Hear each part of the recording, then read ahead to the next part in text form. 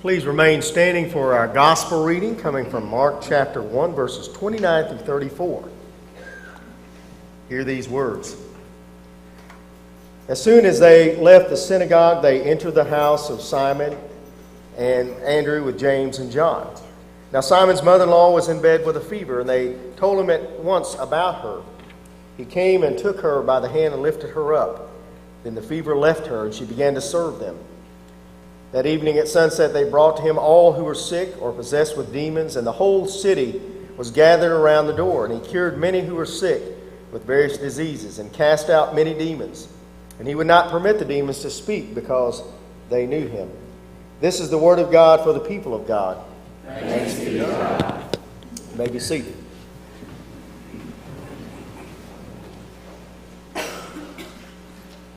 Sit down, Doctor. Thank you. So, you call yourself a doctor, do you? Well, I do hold several degrees.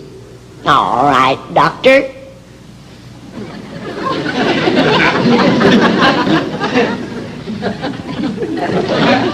How do you cure warts? Warts? Yeah, warts.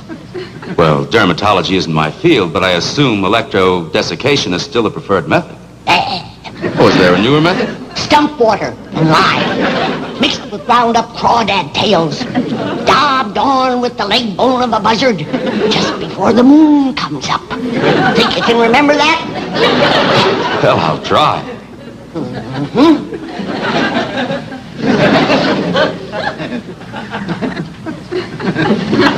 How do you cure quinsy? Quinsy? Tonsillitis. No, that wouldn't cure it. Inflammation of the pharyngeal area. I don't care what you call it, that wouldn't cure quinsy. Quick, what kind of potence for rising in the ear? Potence? What's acidity for? Well, How would you cure the vapors? I... What about the drowsies, aching joints, stone bruises, corns, dander, twinges, and proud flesh? These things are outside my field. A doctor goes where he's needed. He don't just stay on his own land.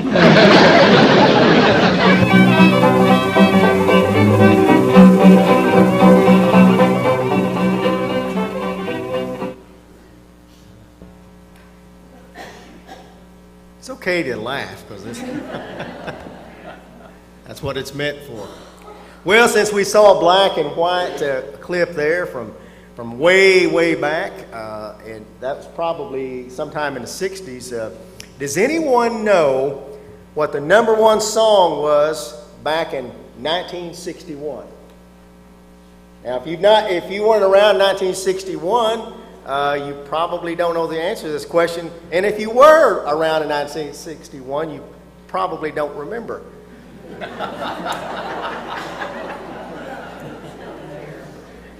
Well, it's got something to do with Run Around. Run Around Heather? No, it wasn't Run Around Heather. I told her I was going to say that. So, Run Around what? Sue. Wow, I'm really impressed. Okay, well, you know, that was by the artist Dion. There was also another song that year that landed in the top 10, and I think it's one of the biggest hits that ever came out of somebody, maybe from New Orleans, or it was said to come out of that for rhythm and blues. And I heard that song not long ago on a really old oldies station, and the name of the song was Mother-in-Law.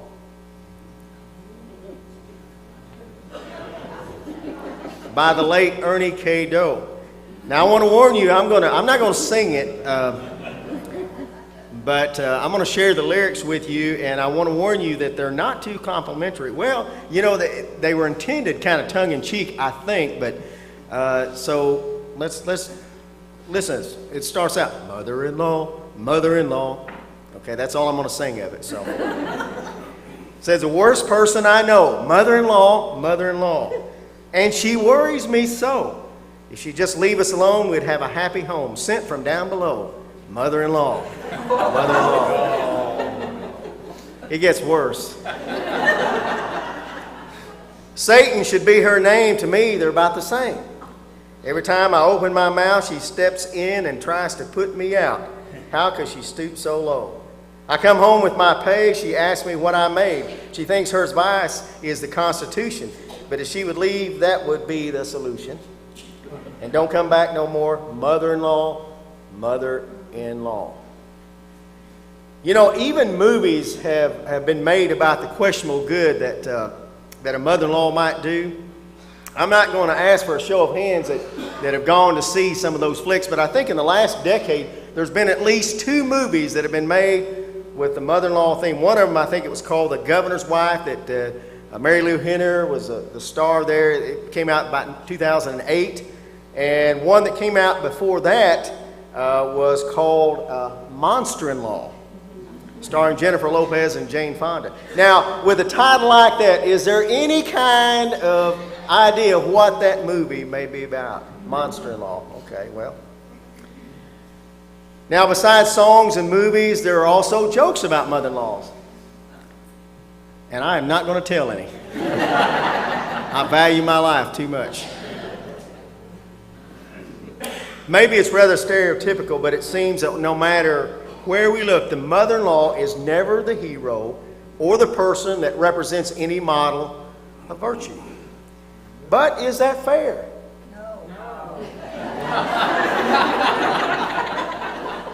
I didn't have in my notes that people respond here. Okay, well, you're going to like it. Should we judge everybody by the actions of a few? Well, go ahead. You did the first one. All right. Well, I'm going to tell you about another mother-in-law. We find her sick in bed with a fever. And I don't know if she has a flu that's been going around, but she's sick. We don't know her name, but we know that her daughter is married to one of the most well-known disciples, revered disciples, Simon Peter. Well, the text is silent to all the particulars that might have gone on before she got sick. And, you know, maybe she had gotten a little concerned here. You can kind of imagine with me here. She might have been a little bit concerned about her daughter married, you know, this impetuous young Galilean boy. But on the other hand, maybe she was proud that her daughter married this fisherman, Simon Peter. It wasn't a top-of-the-line job, but, you know, if her daughter was happy, she's happy.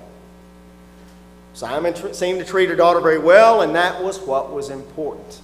Well, things began to change, though. Simon, who had always been the kind of guy that provided well for his family through his family fishing business, starts missing family meals or gatherings, and he starts running around with a group of other men following this young Galilean who's causing quite a stir. Well, at first, she's not too alarmed. You know, it's probably just a phase he's going through, and once he gets that out of his system, he'll go right back, and things will get back to as they should be, as usual. But Simon doesn't snap out of it. Instead, it kind of gets worse. Simon is coming and going all over the country, following after this fellow. What could have gotten into him? Is he crazy? Simon, listen to me, she might have said to him.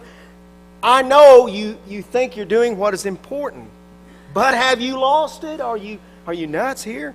You've got a family to take care of. Simon's mother-in-law is really worried. She just can't get the situation out of her mind. And the stress of that worry and anxiety starts affecting her health. And before long, she gets sick. And when she develops a high fever, everybody's extremely concerned about her well-being. What will they do? Well, Simon and the other disciples hear about the news of his mother-in-law's illness. And after leaving the synagogue where Jesus had been preaching, the little band of disciples follows Jesus directly to Simon's house where his mother-in-law is. And he takes her by the hand, and she is healed, and immediately she gets busy serving them. End of story? Enough said? Well, I don't think so. You know, usually in the Gospel of John, you find double meanings for words, double entendres, such as water. When you're reading the Gospel of John, you see water, and sometimes it's used in the context of, wait a minute, water, that may mean baptism too. There are words like night, which could be, you know, the time of day, but also it can imply a lack of understanding. Nicodemus comes to see Jesus at night because he does not understand. Or even evil. Night can mean evil. Judas betrays Jesus, and John says, and it was night. But we're not in John. We're in Mark. So we are in Mark. Some folks believe that Mark is the... now here's another one that goes back in time. Some believe that Mark is kind of the Jack Webb of the Gospels. You remember that old TV series, Dragnet, Jack Webb plays a character, Sergeant Joe Friday, and somebody, we'd be investigating a crime, and somebody would start giving their opinion, their commentary, and he'd say, just the facts, ma'am. That's all we need, just bare facts here, that's it. Well, there are those who see Mark's gospel that way, as a stripped-down, no-nonsense gospel.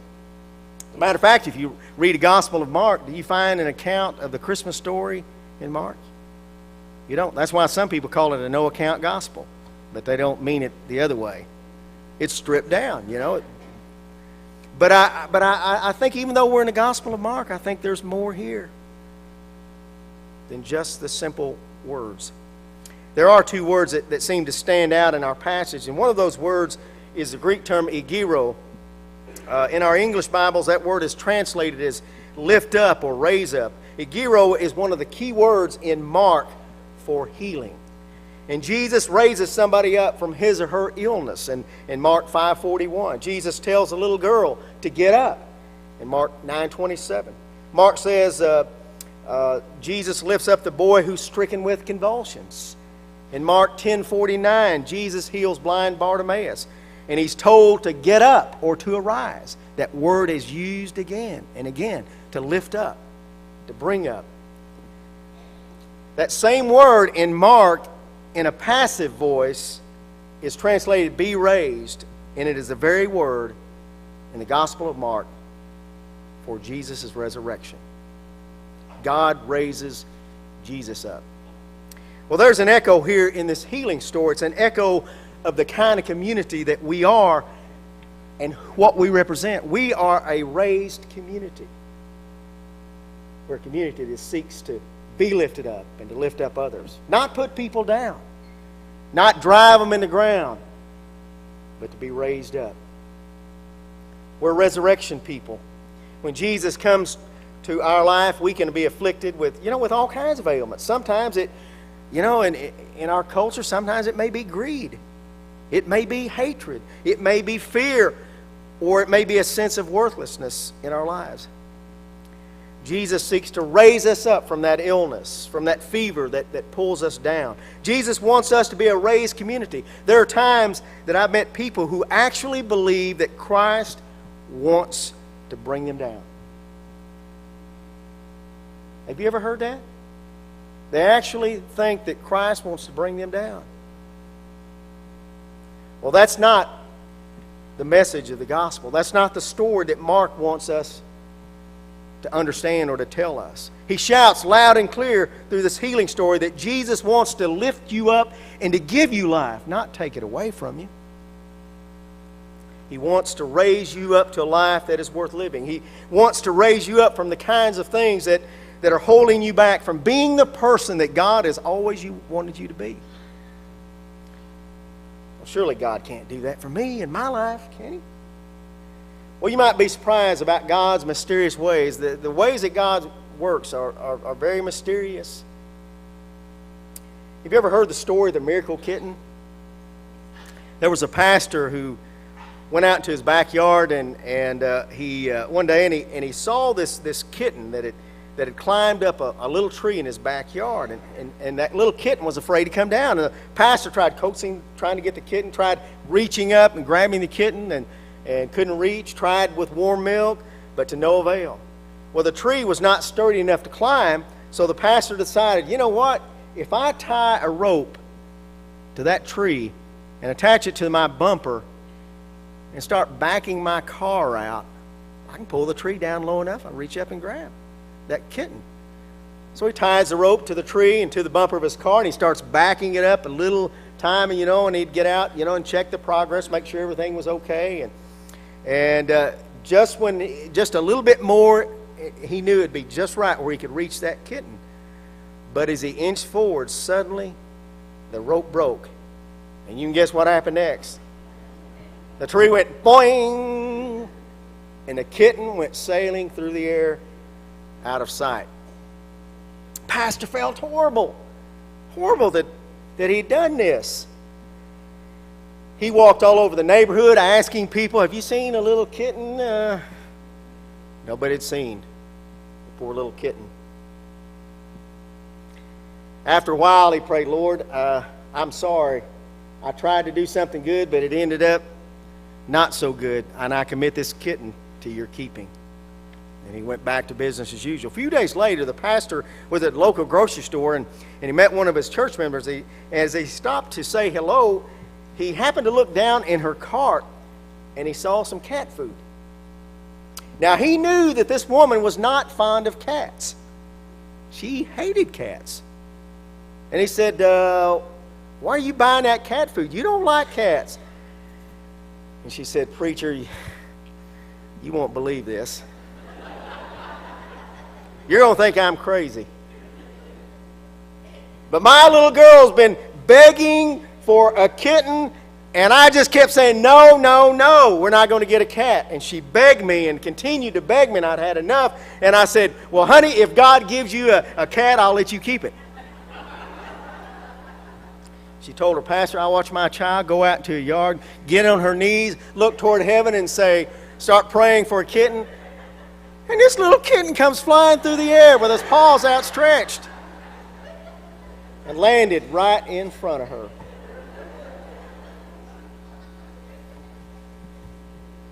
Has that ever happened to you?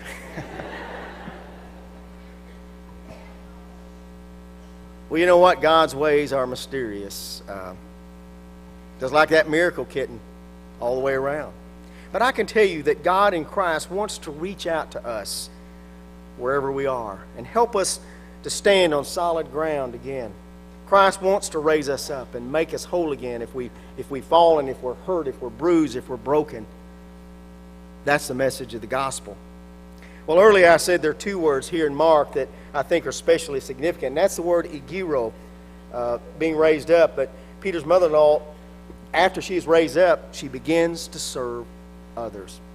That word for serving here is diakonio, which is it's a word, same word used for angels who ministered to Jesus when he is in the wilderness. It's the same word in Mark that's used to describe Jesus himself when he said, "For the Son of Man came not to be served, but to serve," in Mark 10:45.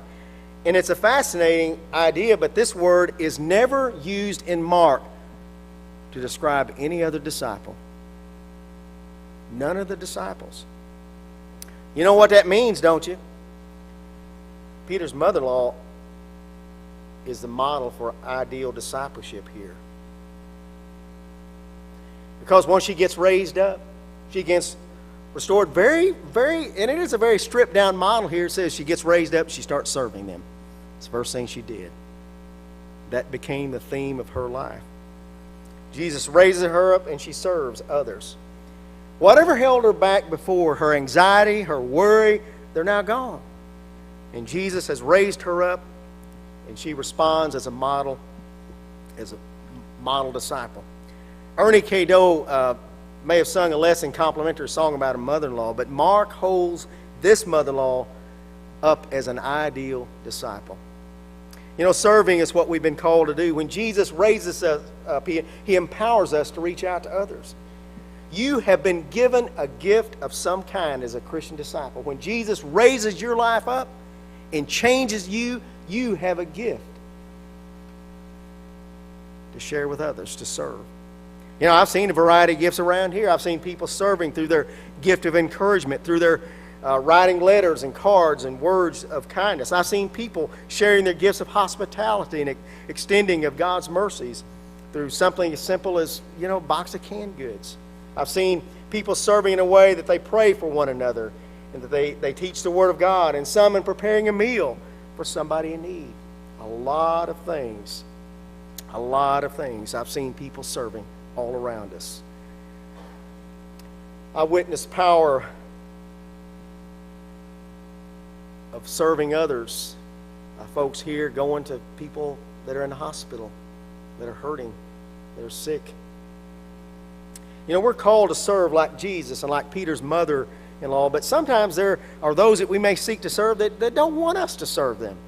You know, they may treat us rudely or want to reject what we offer them in the name of Christ. So what do we do then if folks really are not really that receptive to our serving?